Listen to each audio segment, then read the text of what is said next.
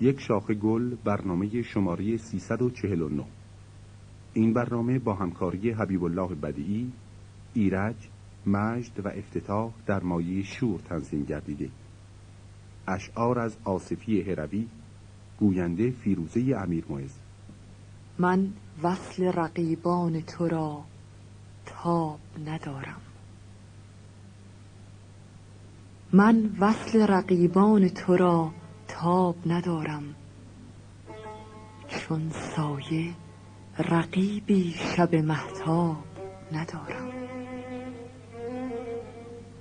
حال دل خود عرضه کنم پیش طبیبان، تب دارم و دل می تپد و خواب ندارم.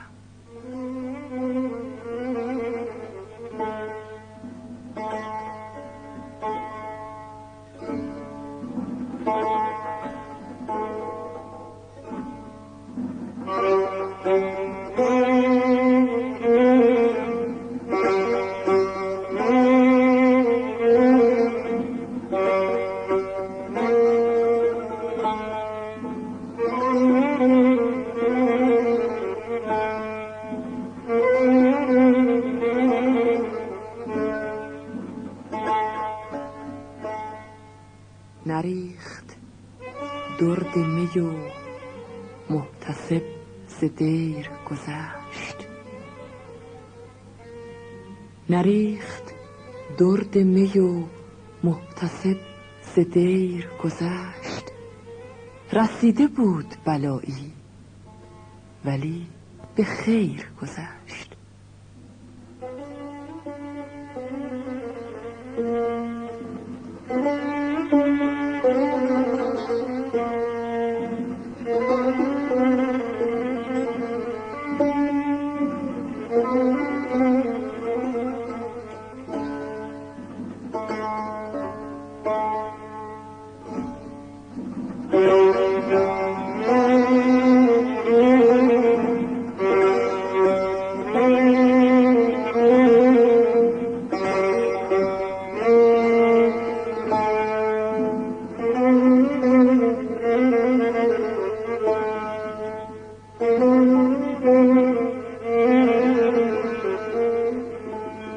نهال قد تو را جلوه گر نمی خواهم.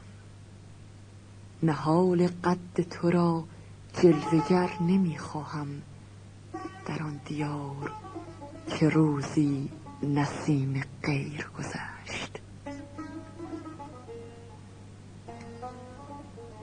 در قرن نهم هجری که نوادگان تیمور بر قسمتی از خراسان و هرات فرمان روایی داشتند، شاعران و سخنسرایان را در پیشگاه آنان قدر و منزلتی فراوان بود.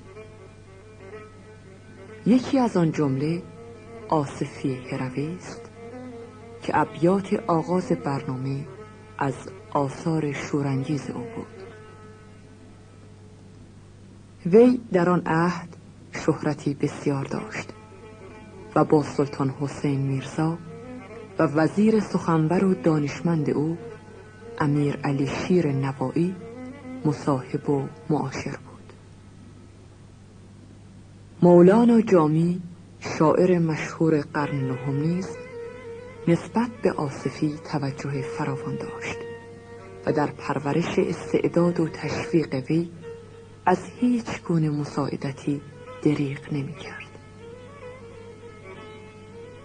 زادگاه آصفی شهر هرات بود و به همین سبب به آصفی هروی شهرت یافته است. سرانجام به سال 923 چشم از جهان فرو بست و در همان دیار به خاک سپرده شد. اینک چند بیت دیگر از آثار وی را به سمع صاحب دلان میرسانیم. باغ سرسبز و شکفته است هزاران گل سرخ. باغ سرسبز و شکفته است هزاران گل سرخ. ما ندیدیم به جز بر سر یاران گل سرخ. آب و تاب رخ گلگون تو از گریه ماست. آب و تاب رخ گلگون تو از گریه ماست، که بود تازه و تر موسم باران گل سرخ.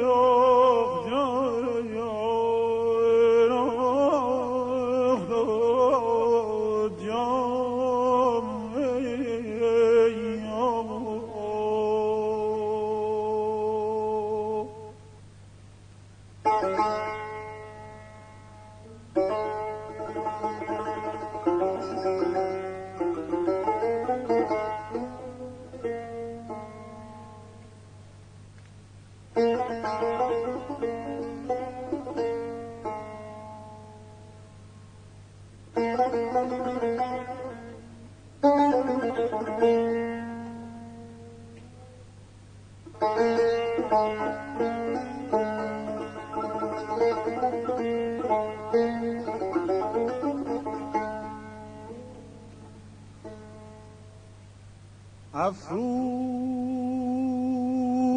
مرا داغ برافروخته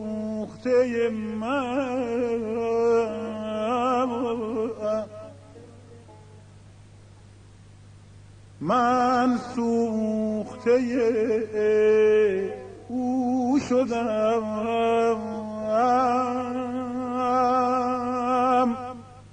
او سوخته من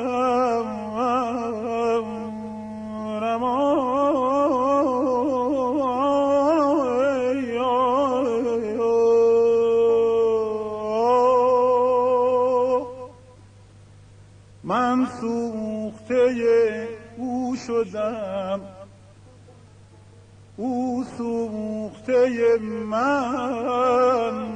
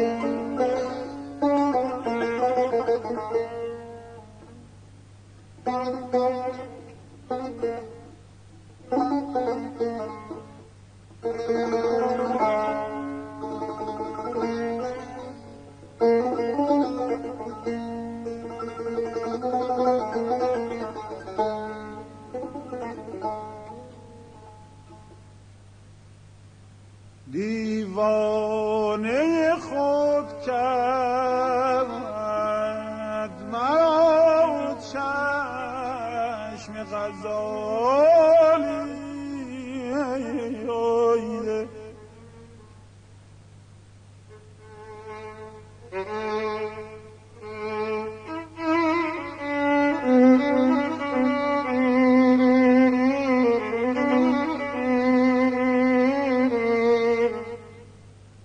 دیوانه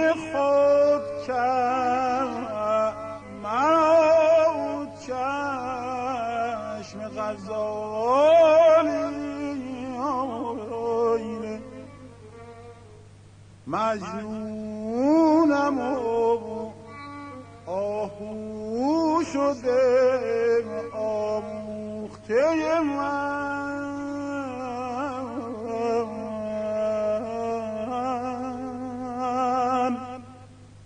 مجنونم و آهو شده آموخته من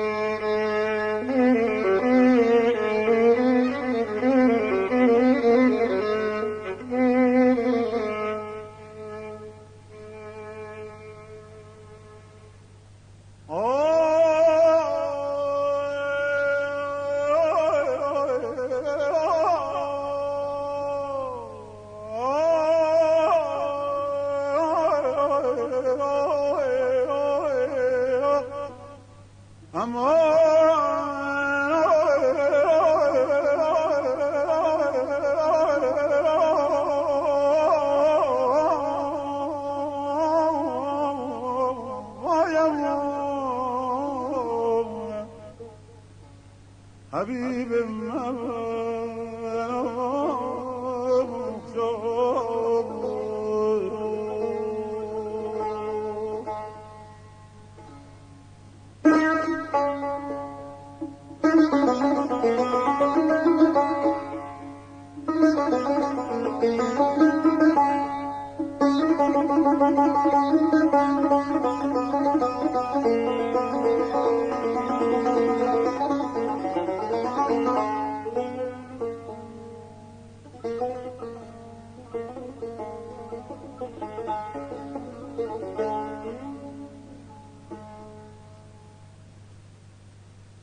دارم هوس شاهدم ای آصفی امشب کو ساقی رخسار برافروخته من